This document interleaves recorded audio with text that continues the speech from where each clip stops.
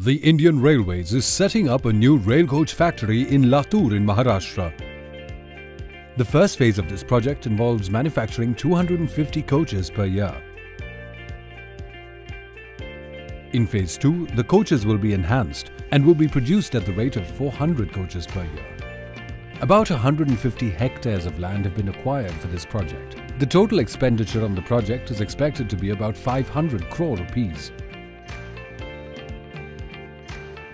The nearest railway station is Harangul station.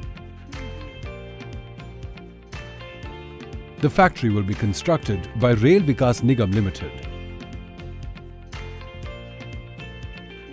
The state-of-the-art manufacturing facility will have sheds and buildings which comply with green norms. It will use solar energy, efficient LED lights and solar tube lighting. For the efficient use of water, a water recycling plant will be used and rainwater will be harvested. The project is expected to generate about 30,000 jobs. An MOU for setting up the rail coach factory has been signed between the Indian Railways and the government of Maharashtra.